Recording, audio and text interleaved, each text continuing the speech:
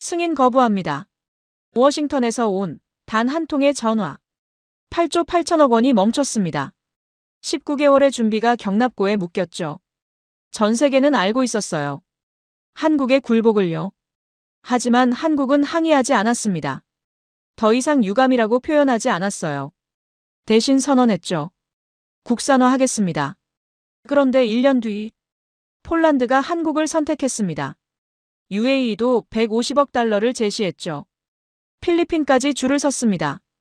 끝내 펜타곤 분석관조차 인정했어요. 한국은 할 수 있다고요. 도대체 그 1년 동안 무슨 일이 있었을까요? 미국이 막을수록 왜 세계는 한국을 믿었을까요? 안녕하세요, 여러분. 벌써 한 주의 끝을 향해 가는 금요일입니다. 오늘은 어디서 이 영상을 보고 계신가요? 댓글로 나눠주시면 감사하겠습니다. 이야기 들으시고 내용이 마음에 닿으셨다면 좋아요와 구독 버튼 가볍게 꾹 한번 눌러주시면 저 감동 이야기 서은비에게 정말 따뜻한 격려가 됩니다. 한 줄의 서류가 8조 원짜리 전투기를 멈췄습니다. 그게 워싱턴의 룰이었죠. 승인 거부합니다. 전화기 너머가 조용해졌습니다. 이 한마디로 지난 19개월, 그리고 한국의 700개 기업이 멈췄습니다. 저는 에단 밀러, 워싱턴에서 무기 수출을 통제하는 미 국방부 수석 분석관입니다. 제 책상 위엔 늘 서류가 쌓여 있습니다. 독일의 탱크, 일본의 레이더, 이스라엘의 미사일. 전부 미국 기술이 들어간 무기들이죠. 그리고 전부 제 승인을 기다립니다. 이건 권력이 아닙니다. 시스템이죠. 동맹국이라 해도 마음대로 무기를 만들 순 없습니다. 미국 부품이 단 하나라도 들어가면 우리의 허락이 필요하니까요. 그날 아침 한국에서 온 신청서가 제 책상에 올라왔습니다. KF-21 전투기. 한국이 직접 만든다는 전투기였습니다. 8조 8천억 원을 쏟아부은 프로젝트였죠. 19개월 동안 시험기를 만들었고 이제 첫 무장 시험 비행을 앞두고 있었습니다. 그들이 요청한 건 간단했습니다. AARGM 미사일 장착 승인. 공대지 미사일이었죠. 저는 서류를 넘기며 웃었습니다. 한국이 전투기를 만든다고요? 그건 불가능에 가까웠습니다. 전투기는 부품이 아니라 시스템이니까요. 엔진, 레이더, 전자전 장비, 소프트웨어까지 전부 맞물려 돌아가야 합니다. 한두 가지 기술로 되는 게 아니죠. 게다가 무장통합은 또 다른 차원의 문제였습니다. 미사일을 달기만 하면 되는 게 아닙니다. 발사 명령 체계, 타겟 추적, 회피 기동까지 전부 연동돼야 하거든요. 그런데 한국은 아직 전력화도 안 된 기체에 미사일을 달겠다는 겁니다. 저는 상관에게 물었습니다. 한국 전투기요? 승인해야 합니까? 그는 고개를 저었습니다. 비전력화, 기체엔 무장통합 불가. 원칙이야. 원칙. 그 단어가 전부였습니다. 저는 서류에 도장을 찍었습니다. 거부. 간단했죠. 한 줄이면 충분했습니다. 그리고 전화를 걸었습니다. 서울의 방위사업청이었습니다. 승인 거부합니다. 전화기 너머가 조용해졌습니다. 30초쯤 지났을까요? 한국 측 담당자가 말했습니다. 이유가 뭡니까? 차분했습니다. 항의도, 분노도 없었죠. 저는 대답했습니다. 비전력화, 기체는 무장통합 승인 대상이 아닙니다. 규정이에요. 그럼 언제 가능합니까? 전력화 이후죠. 정식 배치가 완료되면요. 그게 몇 년 뒤입니까? 2년에서 3년 정도요. 침묵이 흘렀습니다. 저는 기다렸습니다. 보통은 이 대목에서 항의가 들어오거든요. 재검토 부탁합니다. 예외를 인정해 주십시오 같은 말이죠. 하지만 한국 담당자는 달랐습니다. 알겠습니다. 감사합니다. 그리고 전화를 끊었습니다. 저는 어안이 벙벙했습니다. 항의도 없이 끝난 겁니다. 그게 더 이상했죠. 동료 분석관 제임스가 물었습니다. 한국이 순순히 받아들였어? 그런 것 같아. 다행이네. 귀찮아질 뻔했어. 저도 그렇게 생각했습니다. 한국은 현실을 받아들인 거라고요. 하지만 그날 저녁 뉴스가 터졌습니다. 한국 KF-21 독자 무장 개발 선언. 제 커피잔이 흔들렸습니다. 독자 개발이라고요? 화면 속에서 한국 국방부 대변인이 말했습니다. 미국의 승인 거부를 존중합니다. 하지만 우리 전투기는 우리가 완성하겠습니다. 저는 리모컨을 내려놓았습니다. 이건 항의가 아닌 선언이었죠. 다음 날, 제 책상에 한국 관련 보고서가 쌓이기 시작했습니다. KF-21 국산화율 95%. 엔진 빼고는 전부 한국 기술이라는 겁니다. 레이더, 미션 컴퓨터, 전자전 장비까지요. 저는 콧방귀를 뀌었습니다. 서류상으론 그럴 수 있죠. 하지만 실전은 다릅니다. 전투기는 종이 위의 숫자가 아니니까요. 그런데 이틀 뒤 또 다른 뉴스가 나왔습니다. 한국 KF-21 공대공 미사일 자체 개발 착수. 저는 웃음이 나왔습니다. 미사일 개발이요? 그건 10년은 걸리는 일입니다. 설계, 시험, 인증까지 얼마나 복잡한지 아십니까? 한국이 그걸 해낼 리가 없었죠. 저는 이런 패턴을 여러 번 봤습니다.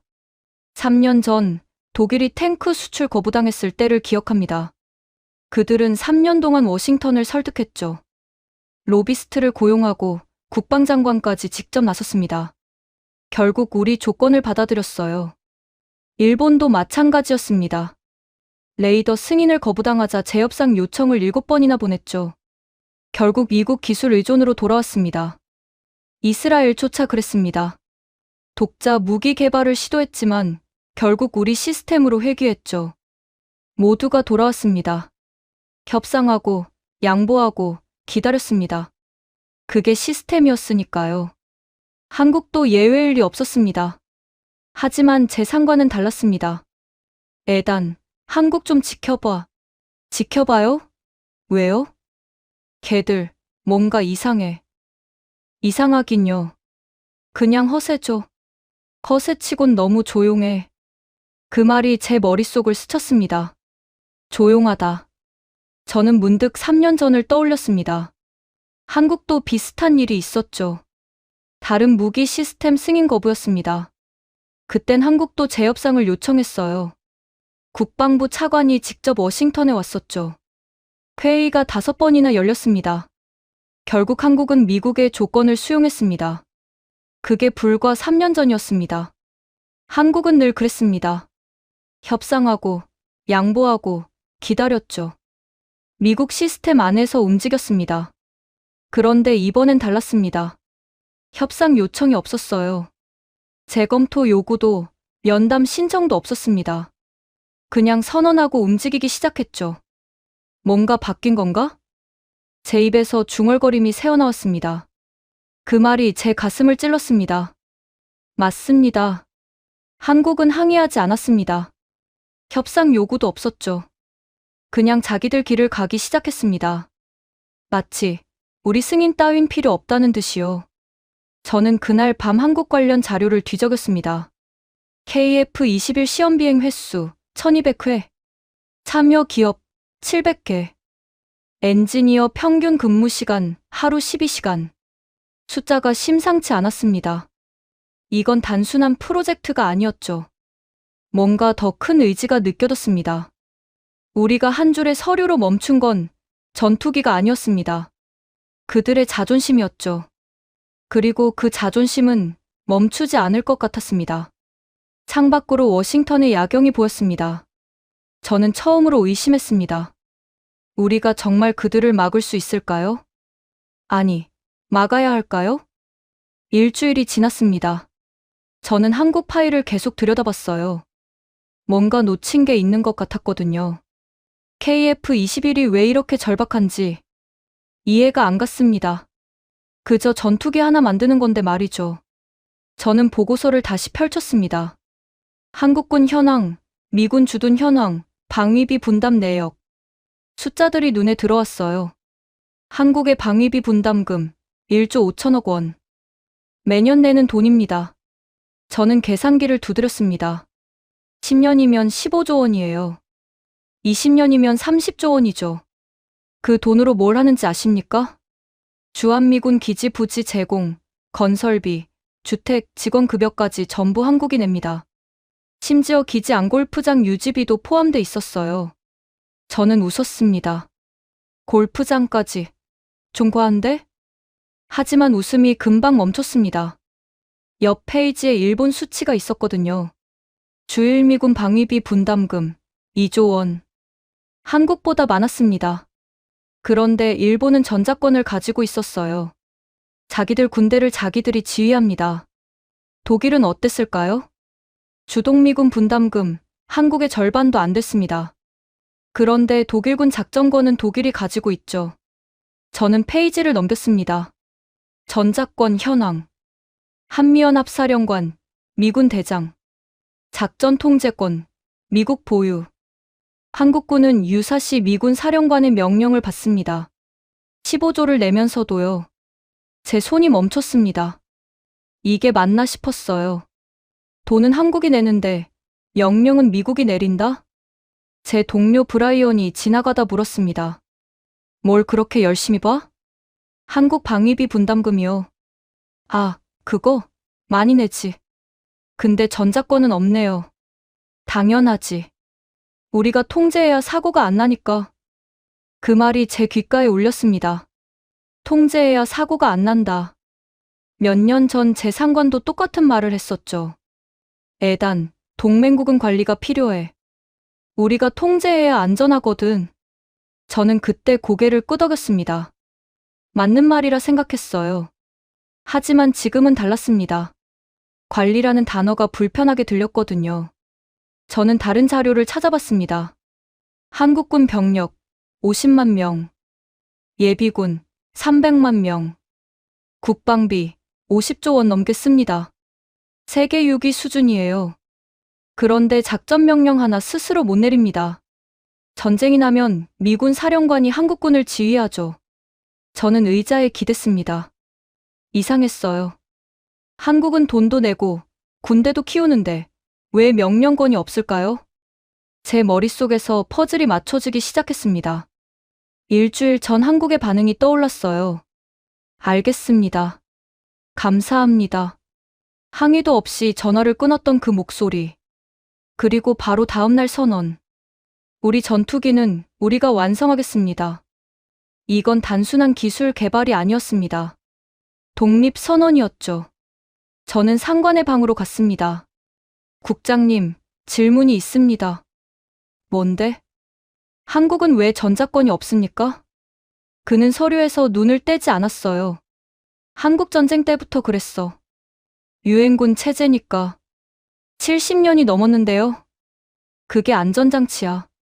한국이 섣부른 결정 못하게. 섣부른 결정이요? 북한이 코앞이잖아. 자칫하면 전면전이야. 저는 입을 다물었습니다. 논리적으로는 맞는 말이었어요. 하지만 뭔가 찝찝했습니다. 섣부른 결정을 막는다는 건 결국 통제라는 뜻이니까요. 저는 다시 제 자리로 돌아왔습니다. 컴퓨터 화면에 한국 지도가 떠 있었어요. 서울에서 북한 국경까지 50km. 정말 가깝습니다. 그런데 생각해보니 이상했어요. 위험한 건 한국인데 왜 한국이 결정을 못합니까? 자기 땅, 자기 국민인데 말이죠. 저는 문득 깨달았습니다. 미국이 보호한다는 건 사실 미국이 통제한다는 뜻이었어요. 동맹이란 이름으로요. 제임스가 커피를 들고 왔습니다. 에단, 아직도 한국 파일 보고 있어? 응. 왜 그렇게 신경 써? 그냥 하청국인데. 하청국. 그 단어가 귀에 걸렸습니다. 하청국이 뭐야? 기술 없으니까 우리한테 의존하는 나라지. 한국, 일본, 독일 다 마찬가지야. 일본이랑 독일은 전자권 있는데? 그건 다른 문제잖아. 뭐가 달라? 제임스는 어깨를 으쓱했어요. 글쎄, 역사적 이유? 나도 잘 모르겠는데. 그는 자리로 돌아갔습니다. 저는 혼자 남았어요. 역사적 이유. 그게 답일까요? 아니면 그냥 편리한 변명일까요? 저는 다시 숫자를 봤습니다. 1조 5천억 원, 매년. 50만 명, 한국군. 50조 원, 국방비. 그런데 작전 명령은 못 내립니다. 이게 동맹일까요? 아니면 보호라는 이름의 지배일까요? 창밖에 비가 내렸습니다.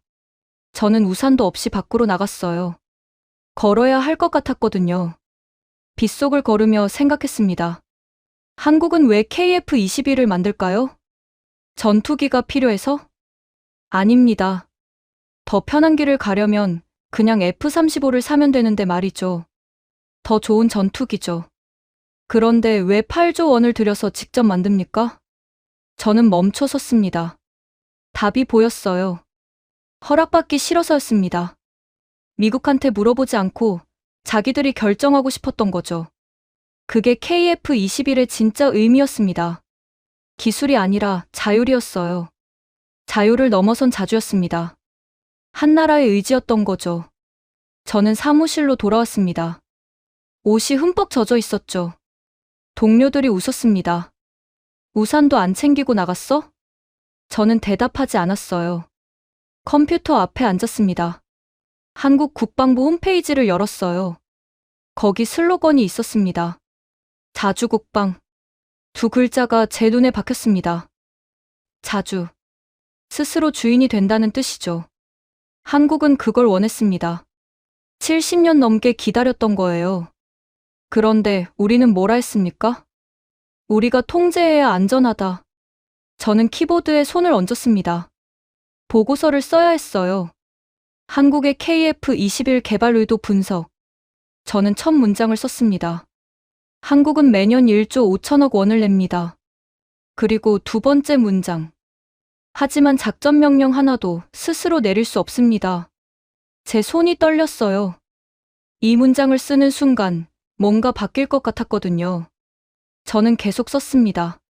한국의 KF-21은 기술 개발이 아닙니다. 이것은 독립선언입니다. 엔터를 눌렀습니다. 화면에 문장들이 떠 있었어요. 저는 처음으로 한국을 이해했습니다. 그들이 왜 항의하지 않았는지, 왜 조용히 선언하고 움직였는지. 협상은 대등한 자 사이에만 가능합니다. 하지만 한국은 대등하지 않았어요. 돈을 내도 군대를 키워도 명령은 남의 손에 있었으니까요. 그래서 만들기로 한 겁니다. 자기들 전투기를요. 자기들 미사일을요. 자기들 하늘을요. 그리고 한 가지는 확실했습니다. 한국은 더 이상 허락을 구하지 않을 거라는 것. 그리고 그게 정당하다는 것.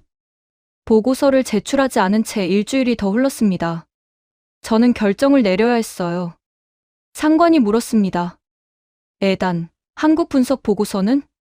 조금만 더 시간을 주십시오. 뭘 더 봐야 해? 현장을 보고 싶습니다.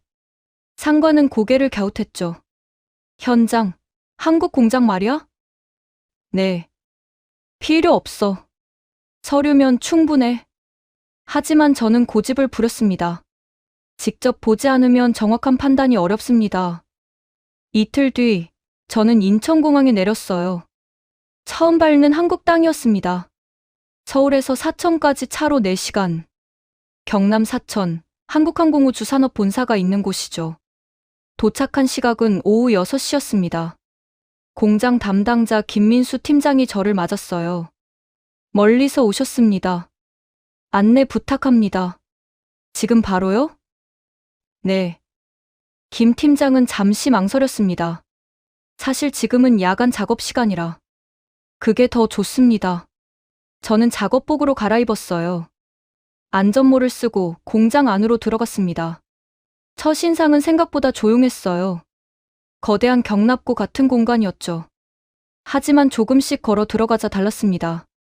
곳곳에서 불빛이 보였어요. 용접 불꽃, 검사 장비의 푸른 빛, 컴퓨터 모니터들. 저는 시계를 봤습니다. 오후 8시. 그런데 사람들이 가득했어요.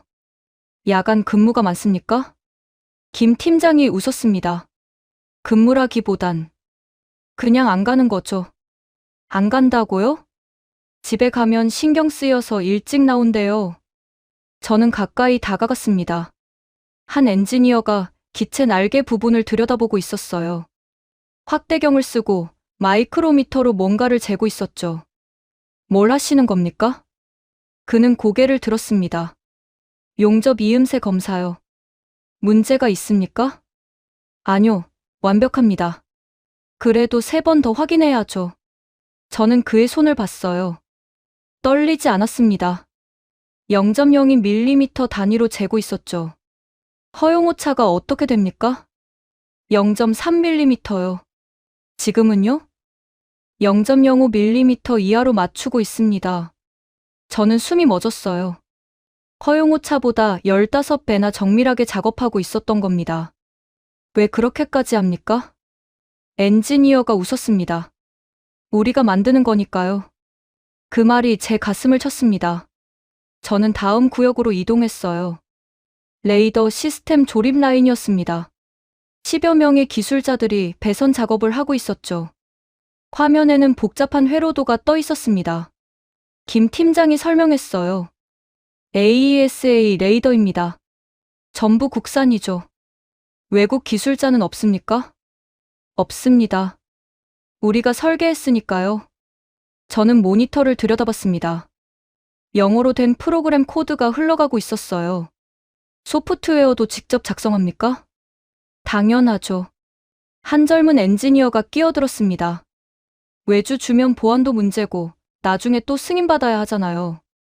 그의 목소리에 비꼼이 섞여 있었어요. 저는 뜨끔했습니다. 승인. 제가 거부했던 그 단어였죠. 저는 계속 걸었습니다. 미션 컴퓨터 테스트 구역, 전자전 장비 조립 라인, 유압 시스템 점검실. 모든 곳에 사람들이 있었어요. 시계는 자정을 넘기고 있었습니다. 김 팀장이 말했습니다. 식사하시겠습니까? 여기서 식사를 합니까? 야식 시간이 있어요. 구내 식당에 불이 켜져 있었습니다. 라면과 김밥이 준비돼 있었죠. 엔지니어들이 335 들어왔어요. 피곤한 기색이 역력했지만 대화는 활기찼습니다. 오늘 유압 테스트 통과했어? 응. 4000번째 만에. 미쳤네. 다음 주면 비행 테스트 들어가. 저는 라면을 먹으며 물었습니다. 언제부터 이렇게 일하십니까?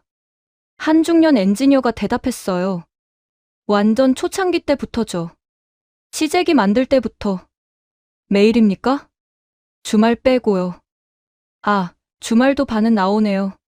힘들지 않습니까? 그는 웃었습니다.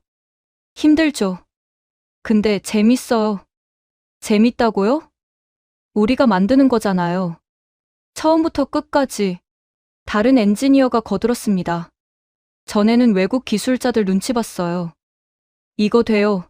저거 안 돼요 물어보고. 지금은요? 지금은 우리가 결정해요. 저는 젓가락을 내려놓았습니다. 우리가 결정한다. 그 말이 계속 맴돌았어요. 식사를 마치고 다시 공장으로 갔습니다. 새벽 2시였어요. 그런데 불빛은 더 많아졌습니다. 저는 김 팀장에게 물었습니다. 교대 시간입니까? 아니요. 그냥 더 나온 거예요. 한 구역에서 여러 명이 모여 회의하고 있었죠. 저는 가까이 다가갔습니다. 내일 비행 테스트인데 진동 수치가 좀 높아. 어느 정도?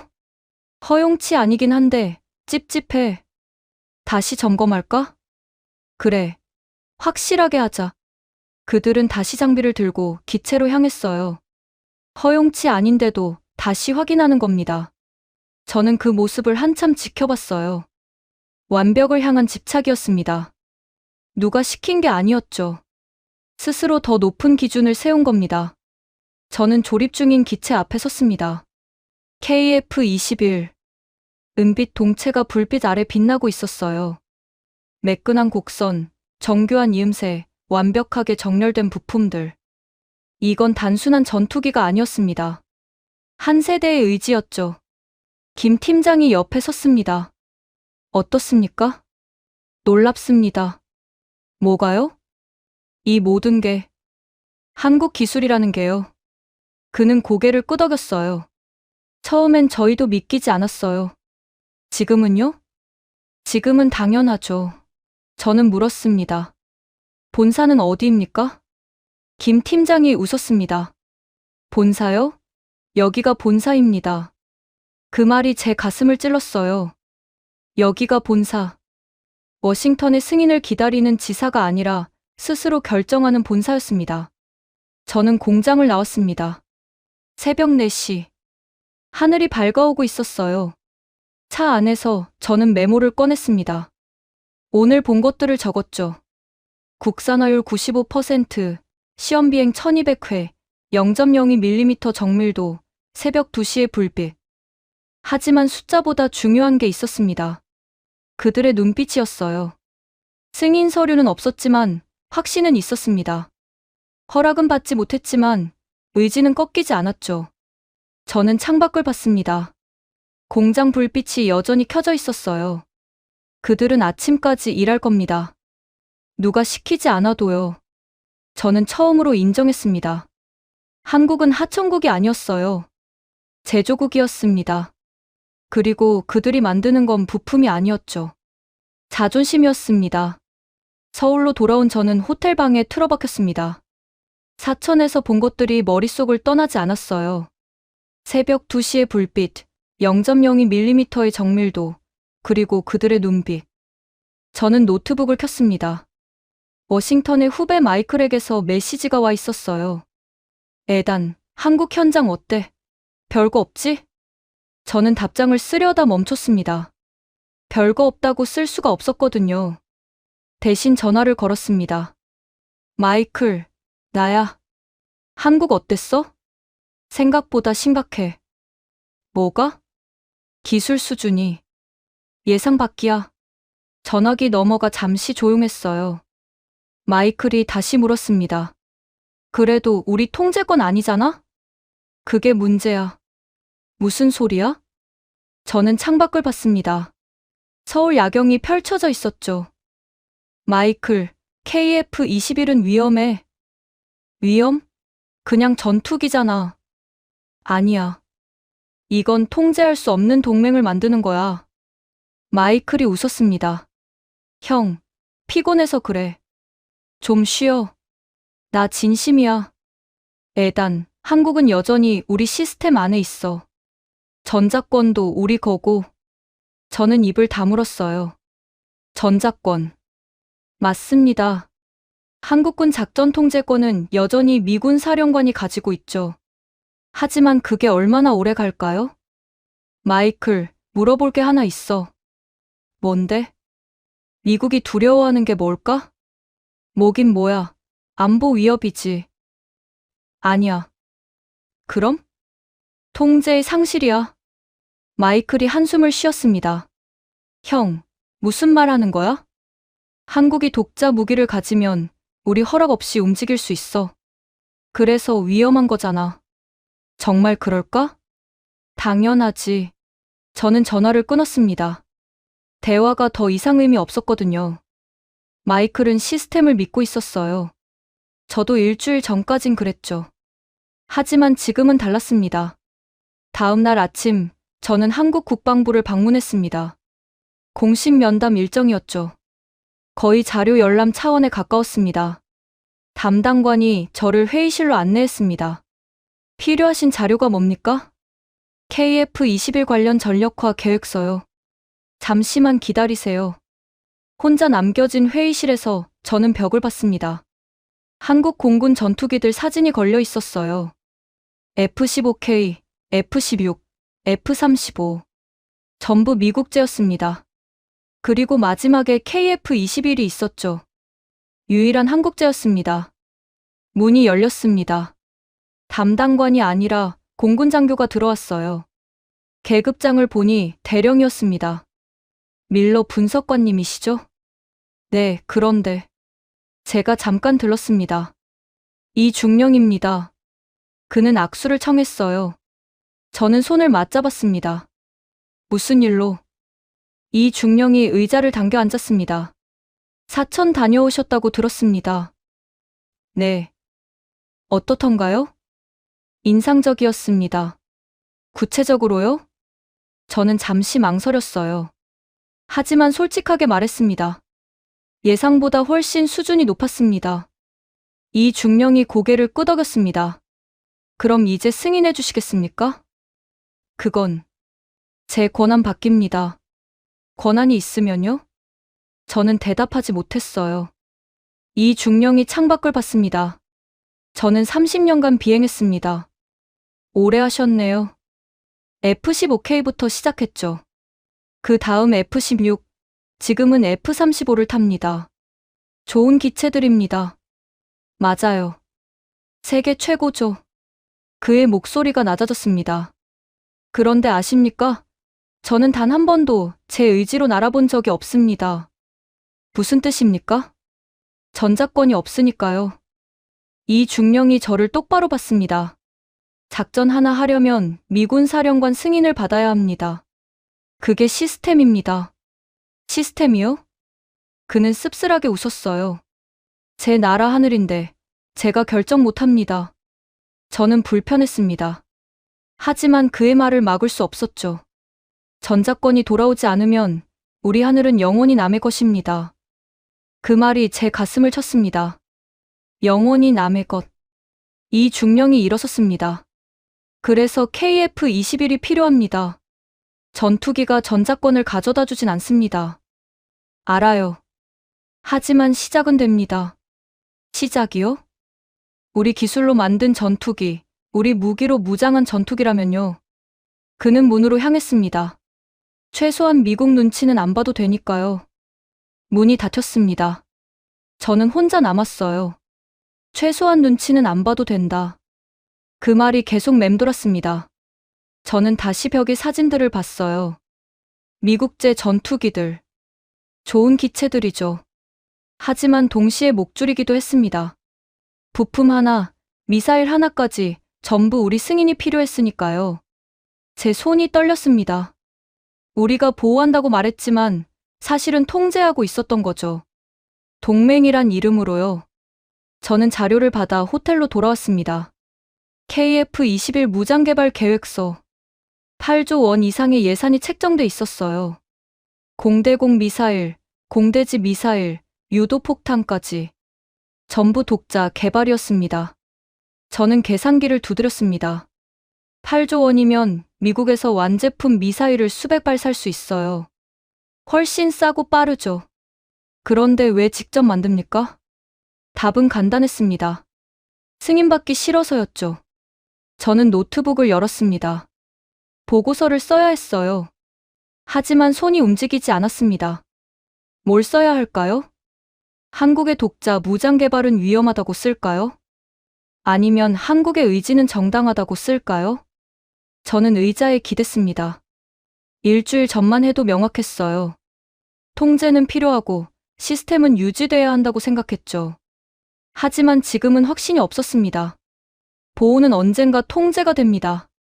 그리고 한국은 그 족쇄를 끊으려 하고 있었죠. 서울에서 사흘째 되던 날, 저는 다시 사천으로 향했습니다. 이번엔 한 사람을 만나기 위해서였어요. 박정우, KF-21 총괄 엔지니어. 김 팀장이 약속을 잡아줬습니다. 박 전무님은 바쁘신 분인데 시간을 내주셨어요. 감사합니다. 그런데 왜 꼭 박 전무님을 만나시려고요? 저는 솔직하게 말했습니다. 이 프로젝트의 진짜 이유를 알고 싶어서요. 김 팀장이 의미심장하게 웃었어요. 그럼 제대로 찾아가시는 겁니다. 오후 3시, 저는 박정우 전무의 사무실 앞에 섰습니다. 문을 두드렸죠. 들어오세요. 책상 앞에 50대 후반의 남자가 앉아 있었어요. 설계 도면이 가득한 책상이었습니다. 밀러 분석관님이시죠? 네, 시간 내주셔서 감사합니다. 앉으세요. 저는 의자에 앉았습니다. 박 전무가 차를 따라줬어요.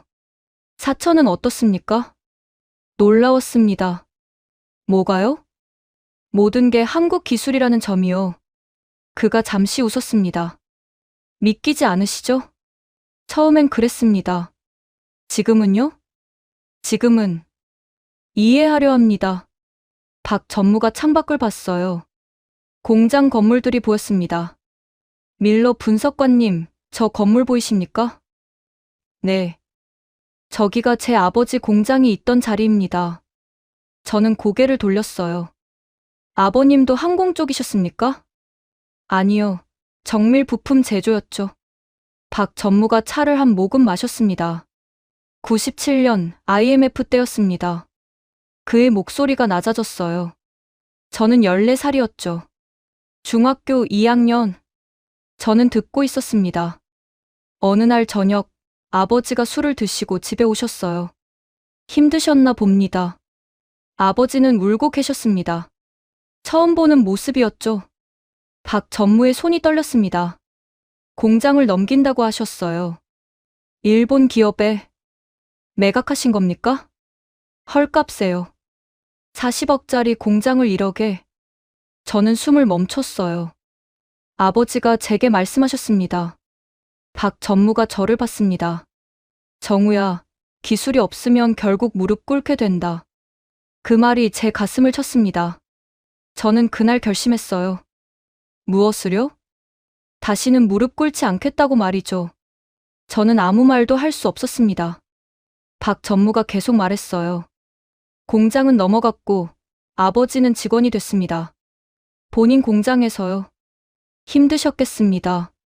일본인 관리자가 매일 왔어요. 이거 안 돼. 저거 받고. 그의 주먹이 쥐어졌습니다. 아버지는 그냥 고개를 숙였죠. 네, 네 하면서. 그래서 엔지니어가 되신 겁니까? 네, 대학에서 항공공학을 전공했습니다. 왜 항공이었습니까? 박 전무가 웃었어요. 가장 어려운 분야니까요. 저는 이해했습니다. 무릎 꿇었던 아버지의 모습이 그를 여기까지 오게 한 겁니다. 97년 당시 얼마나 힘들었는지 아십니까? 들어는 봤습니다. 중소기업 만여 곳이 문 닫았어요. 박 전무가 자료를 꺼냈습니다. 일본 부품 의존도가 45%였죠. 높았네요. 지금은 6%입니다. 저는 놀랐어요. 45%에서 6%로. 그 차이는 거대했죠. 어떻게 낮췄습니까? 한국 사람들이 만들었습니다. 직접. 쉽지 않았을 텐데요. 25년 걸렸어요. 박 전무가 일어났습니다. 따라오시겠습니까? 저는 그를 따라 복도로 나왔어요. 벽에 사진들이 걸려 있었습니다. 이게 98년 첫 시제품이에요. 흑백 사진 속에 작은 부품이 있었죠. 뭡니까? 항공기 유압 밸브요. 전부 일본제였던 거. 지금은요? 우리가 만듭니다. 더 좋게. 다음 사진으로 넘어갔습니다. 2000년대 레이더 부품. 이것도 직접? 네, 3년 걸렸어요. 사진은 계속 이어졌습니다. 2005년 전자전 장비. 2010년 미션 컴퓨터. 2015년 엔진 부품. 모두 직접 개발하신 겁니까? 700여 개의 기업이 참여했습니다. 저는 숫자에 압도됐어요. 700개. 이건 단순한 프로젝트가 아니었습니다. 한 세대의 집단적 의지였죠. 박 전무님, 왜 이렇게까지 하십니까? 그가 저를 봤습니다. 다시는 무릎 꿇지 않으려고요. 그 말에 울림이 있었어요. 분노가 아니라 결이었습니다. KF-21은 그냥 전투기가 아닙니다. 그럼 뭡니까? 약속이에요. 약속이요? 한국의 아버지 세대에게 하는 약속입니다. 박 전무의 목소리가 떨렸습니다. 다시는 그렇게 살지 않겠다는, 더 나은 미래를 물려주겠다는 의지이죠. 저는 숨을 고르기 힘들었어요. 이건 기술 개발이 아니었습니다. 한 세대의 복수이자 자존심이었죠. 아버님은 지금 어떠십니까? 3년 전 돌아가셨습니다. 죄송합니다. 돌아가시기 전에 보여드렸어요. KF-21 시제기를. 뭐라고 하시던가요? 박 전무가 웃었습니다. 눈가에 물기가 맺혔어요. 잘했다고 하셨습니다. 이제 됐다고. 저는 더 이상 말을 할 수 없었습니다. 아버지는 무릎을 꿇었지만 아들은 하늘을 세웠습니다. 그게 KF-21의 진짜 의미였죠. 사무실로 돌아왔습니다. 박 전무가 설계도를 펼쳤어요. 미국이 승인 거부한 거 알고 있습니다. 네. 화나지 않아요. 그럼요? 예상했으니까요. 저는 놀랐습니다. 예상하셨다고요? 당연하죠. 통제를 놓고 싶지 않을 테니까. 그는 담담했어요. 그래서 처음부터 독자 개발 계획을 세웠습니다. 엔진 빼고 전부 국산화하신 이유가, 네, 언젠가 이런 날이 올 줄 알았어요.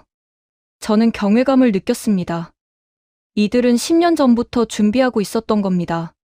승인 없이도 완성할 수 있습니까? 할 수 있습니다. 확신하십니까? 박 전무가 고개를 끄덕였어요.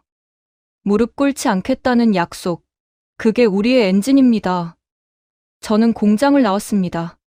가슴이 먹먹했어요. 한국은 기술로 복수했습니다. 무릎 꿇었던 세대의 아들들이 하늘을 세웠죠. 그리고 이제 그 하늘은 누구도 막을 수 없을 것 같았습니다. 워싱턴으로 돌아온 저는 즉시 소집됐습니다. 국방부 회의실, 오각형 테이블에 고위 관계자들이 앉아 있었어요. 제 상관이 말했습니다. 에단, 한국 상황 브리핑에. 저는 자료를 펼쳤습니다. 한국의 KF-21 개발은 예상보다 진척됐습니다. 어느 정도? 국산화율 95%, 시험비행 1200회 돌파. 회의실이 조용해졌어요. 한장성이 물었습니다. 독자, 무장 개발 가능성은? 높습니다. 근거는? 현장을 봤습니다. 기술력이 충분해요. 다른 참모가 끼어들었습니다. 그럼 막아야죠. 저는 대답하지 않았어요. 막아야 한다는 말이 이제 불편했거든요. 국방차관이 테이블을 두드렸습니다. 옵션을 검토합시다. 어떤 옵션입니까? 첫째, F-35 판매 중단. 저는 메모했습니다. 둘째, 엔진 공급 제한. KF-21 엔진은 GE F-414였습니다. 미국제였죠. 셋째, 해외 수출 저지. 구체적으로는요? UAE, 폴란드, 필리핀의 경고 서한. 저는 펜을 멈췄어요. 경고요? KF-21 사면 미국과 거래 중단.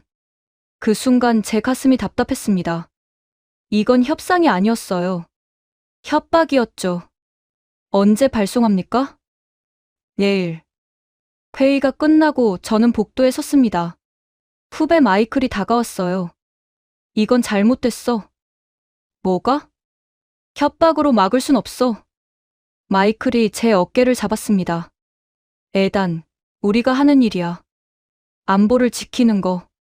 안보가 아니라 통제잖아. 같은 말이야. 저는 고개를 저었어요. 아니야. 완전히 다른 거야. 이틀 뒤 경고 서한이 발송됐습니다. UAE, 폴란드, 필리핀 국방부로요. 내용은 간단했습니다. 한국의 KF-21 구매 시 미국과의 모든 방산거래 재검토.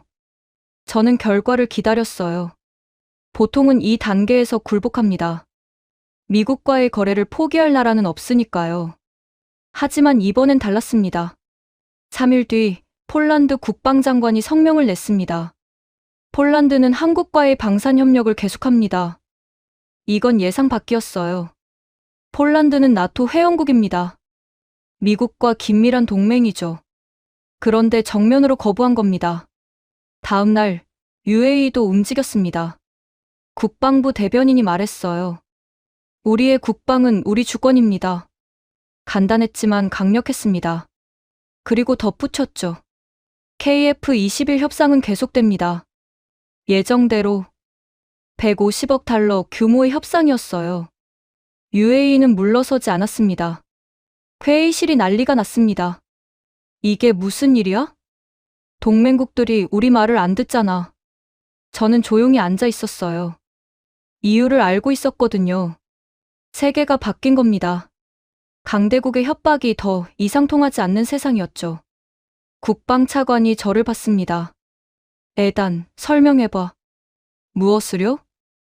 왜 안 먹히는 거야? 저는 천천히 말했습니다. 신뢰 때문입니다.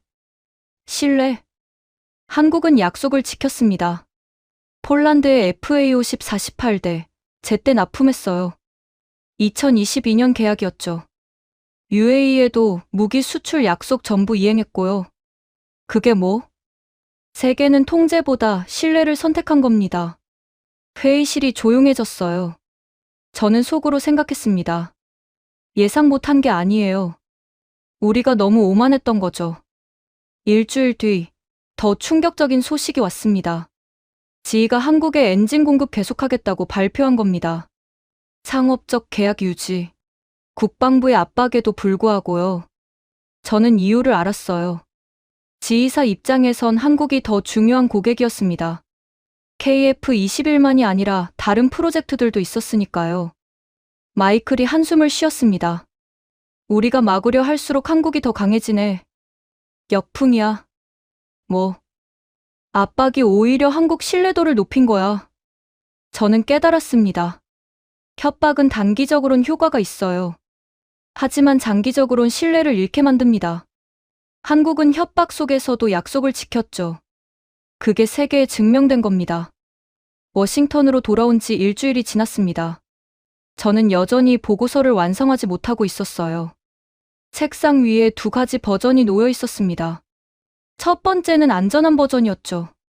한국의 독자, 무장개발 능력 부족, 지속적 통제 필요. 이렇게 쓰면 제 커리어는 안전했습니다. 상부가 원하는 답이었으니까요. 두 번째 버전은 달랐습니다. 한국은 독자, 무장개발 능력을 보유하고 있다. 이 한 문장이 제 인생을 바꿀 거라는 걸 알고 있었어요. 저는 의자에 기대 눈을 감았습니다. 사천 공장의 불빛이 떠올랐어요. 새벽 2시, 꺼지지 않던 그 불빛. 0.02mm 단위로 재던 엔지니어의 손. 박정우 전무의 목소리도 들렸습니다. 무릎 꿇지 않겠다는 약속. 그게 우리의 엔진입니다. 저는 눈을 떴어요. 결정을 내려야 했습니다. 제 상관이 사무실로 들어왔습니다. 에단, 보고서는? 거의 다 썼습니다. 결론이 뭐야? 저는 숨을 고르고 말했습니다. 한국은 할 수 있습니다. 뭘? 독자, 무장 개발이요. 상관의 얼굴이 굳었어요. 확실해? 네. 근거는? 현장을 봤습니다. 기술력이 충분해요. 상관이 제 책상에 손을 짚었습니다. 에단, 그건 우리가 원하는 답이 아니야. 하지만 사실입니다. 사실이 중요한 게 아니야. 시스템이 중요해. 저는 고개를 들었어요. 시스템보다 진실이 중요합니다. 진실? 네. 한국은 이미 95% 국산화를 달성했어요. 엔진은? 미국제죠. 하지만 2030년까지 한국형 엔진 개발 목표래요. 상관이 한숨을 쉬었습니다. 에단, 넌 지금 경력을 걸고 있어. 알고 있습니다. 이 보고서 제출하면 끝이야. 그래도 써야 합니다. 저는 키보드 앞에 앉았어요. 두 번째 버전을 열었습니다. 그리고 계속 타이핑했습니다. 한국 KF-21 현장 평가 보고서 1. 기술 수준 국산화율 95%, 엔진 제외 전 시스템 자체 개발, 시험 비행 1200회 돌파, 목표 2000회, 레이더, 미션 컴퓨터, 전자전 장비 모두 국산, 정밀도 0.02mm 수준, 허용 오차의 15배 정밀. 손이 떨렸지만 멈추지 않았습니다. 2. 개발 의지. 단순 기술 개발이 아닌 독립 의지. 700여 개 기업 참여, 세대적 집단 목표. IMF 이후 25년간 부품 의존도 35%에서 6%로 감소. 이는 기술적 성취가 아닌 국가적 자존심 회복. 제 상관이 화면을 들여다봤습니다. 에단, 마지막 기회야. 지울 수 있어. 아니요. 왜? 눈으로 봤으니까요. 저는 계속 썼습니다. 3. 결론. 한국은 독자, 무장 개발 능력을 보유하고 있다. 미국의 통제는 더 이상 유효하지 않다. 협박은 단기적 효과만 있을 뿐 장기적으로 신뢰를 잃게 만든다. 한국은 2026년 첫 배치, 2028년 블록2 양산 계획. 세계가 막을수록 한국은 더 빨리 날았다. 마지막 문장을 썼습니다. 나는 체계가 아닌 진실을 선택했다. 그리고 그 진실은 한국이었다. 엔터를 눌렀습니다. 저는 파일을 저장하고 상관을 봤어요. 제출하겠습니다. 후회할 거야? 아닙니다. 왜? 처음으로 옳은 일을 하는 것 같아서요. 상관이 문을 열고 나갔습니다. 저는 혼자 남았어요. 보고서는 1시간 뒤 제출됐습니다. 이틀 뒤 저는 차관실에 불려갔습니다. 밀러 분석관, 이게 뭔가? 보고서입니다. 이건 보고서가 아니야. 선언문이지. 사실을 썼을 뿐입니다. 차관이 책상을 쳤어요. 자네 경력 생각 안 해? 했습니다. 그래도 이걸 써? 네. 저는 창밖을 봤습니다. 통제의 시대는 끝나고 있습니다. 무슨 소리야? 한국뿐 아니에요. 세계가 변하고 있습니다. 차관이 의자에 앉았습니다. 후회 안 해? 저는 미소 지었어요. 진실을 썼으니까요. 저는 차관실을 나왔습니다. 복도를 걸으며 생각했어요. 20년간 워싱턴에서 일했습니다. 동맹국을 통제하는 게 제 일이었죠. 하지만 지금은 알아요. 통제는 언젠가 무너진다는 것을. 그리고 그 통제가 이젠 안 먹힌다는 것을 말이죠. 사무실로 돌아오니 다 제 눈치만 봤죠. 마이클만 다가왔어요. 미쳤어? 아니. 그럼 왜 이래? 옳은 일이니까. 옳은 일이 뭐야? 저는 마이막을 봤습니다. 진실을 인정하는 거. 무슨 진실? 한국은 더 이상 통제 대상이 아니라는 거. 마이클이 한숨을 쉬었어요. 너무 깊이 들어갔어. 아니, 이제야 제대로 본 거야. 저는 건물을 나왔습니다. 오후 5시 석양이 지고 있었어요. 제 휴대폰이 울렸습니다. 한국에서 온 메시지였습니다. 김민수 팀장이었어요. 밀러 분석관님, 보고서 소식 들었습니다. 어떻게 아셨어요? 소문 빠르죠. 감사합니다. 뭐가요? 진실을 써주셔서요. 저는 답장을 보냈습니다. 제가 본 걸 쓴 것뿐입니다. 그래도 감사해요. 용기 있는 일이었어요. 저는 휴대폰을 내려놓았어요. 용기가 아니었습니다. 의무였죠. 진실을 외면할 순 없었으니까요. 하늘을 올려다봤습니다. 저 위로 언젠가 KF-21이 날 겁니다. 한국의 하늘을요. 허락이 아닌 결심으로요. 그리고 저는 그 순간을 지켜볼 겁니다. 그리고 언제 그랬냐는 듯 똑같은 일상을 보냈습니다. 그런데 어느 날 아침 뉴스가 터졌습니다. 한국 KF-21, 인도네시아와 48대 계약 개정. 저는 커피를 내려놓았어요. 인도네시아는 원래 공동개발 파트너였습니다. 하지만 중간에 이탈했었죠. 그런데 다시 돌아온 겁니다. 화면 속에서 인도네시아 국방장관이 말했습니다. 한국은 약속을 지키는 나라입니다. 우리는 믿습니다. 다음 뉴스는 더 놀라웠어요. UAE, KF-21 150억 달러, 규모 협상 진행 중. 150억 달러. 어마어마한 금액이었습니다. 그리고 필리핀도 움직였죠. 필리핀, KF-21 도입론의 공식화. 전투기가 아직 전력화도 안 됐는데 세계가 기다리고 있었습니다. 저는 사천 공장이 떠올랐어요. 직접 봤던 그 불빛들. 약속을 지키려던 그 사람들. 그들의 약속이 지금 세계를 움직이고 있었습니다. 오후에 제 휴대폰이 울렸어요. 김민수 팀장이었습니다. 밀러 분석관님, 잘 지내시죠? 네, 잘 지냅니다. 오늘 좋은 소식 하나 있어요. 뭔가요? 다음 주 KF-21 첫 실전 배치식이 있습니다. 제 가슴이 뛰었어요.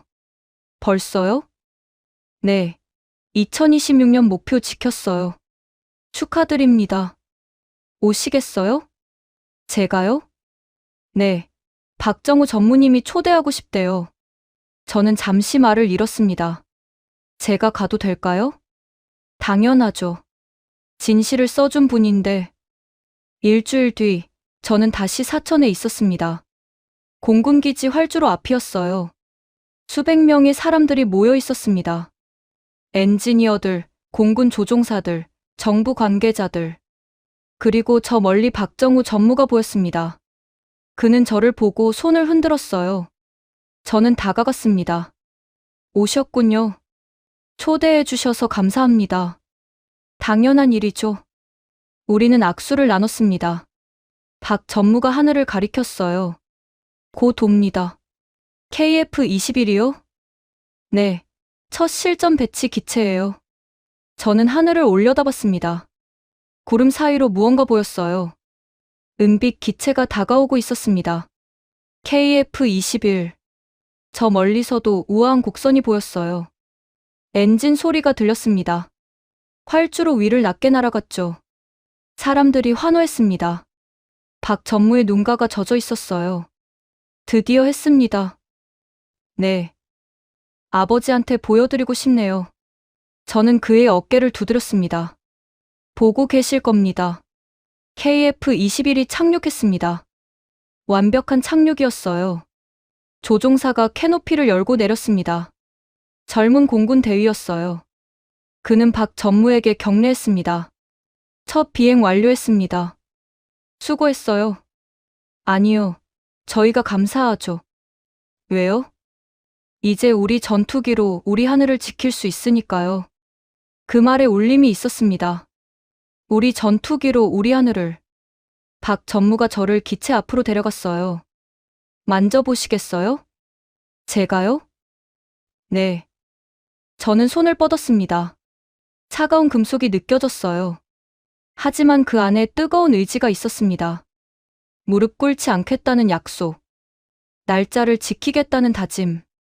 허락이 아닌 결심. 모든 게 이 기체 안에 담겨 있었어요. 저는 물었습니다. 블록2는 언제 나옵니까? 2028년 목표예요. 또 지키시겠네요. 박 전무가 웃었습니다. 당연하죠. 우리는 약속을 지키는 나라니까요. 식이 시작됐습니다. 국방부 장관이 연설했어요. 오늘은 역사적인 날입니다. 한국이 독자 전투기를 하늘에 올린 날. 하지만 이건 끝이 아닙니다. 시작입니다. 장관이 박 전무를 가리켰어요. 이 기체를 만든 700여 개 기업에 감사합니다. 밤낮 없이 일한 엔지니어들에게 감사합니다. 그리고 포기하지 않은 모든 분들께 감사합니다. 사람들이 박수를 쳤습니다. 저도 박수를 쳤어요. 진심으로요. 시기 끝나고 하늘 위로 다시 KF-21이 올랐습니다. 편대 비행이었어요. 내 대가 완벽한 대형을 이루며 날고 있었습니다. 박 전무가 중얼거렸습니다.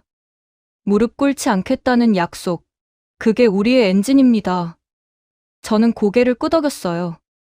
맞습니다. 기술이 아니라 의지가 그들을 여기까지 오게 했습니다. 약속이 날개를 달아준 거죠. 저는 하늘을 올려다봤습니다. KF-21이 구름 속으로 사라졌어요. 그리고 다시 나타났습니다. 더 높이, 더 빠르게. 하늘은 허락이 아니라 결심으로 열립니다. 그리고 그 결심의 이름은 대한민국이었습니다. 저는 이제 알았어요.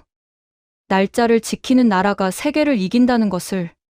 더 이상 하청국이 아니라 항공산업의 교사가 됐다는 것을. 한국의 하늘은 이제 한국의 것이었습니다. 그리고 그 하늘은 영원히 그들의 것일 겁니다. 오늘의 이야기는 말해줍니다. 통제는 언젠가 무너지지만 신뢰는 영원히 남는다는 것을요. 진정한 힘은 허락이 아니라 결심에서 나온다는 것을. 약속을 지키는 나라가 결국 세상을 바꾼다는 것을. 그리고 무릎 꿇지 않겠다는 의지가 어떤 하늘도 열 수 있다는 것을 말입니다. 오늘도 함께 해주셔서 감사합니다.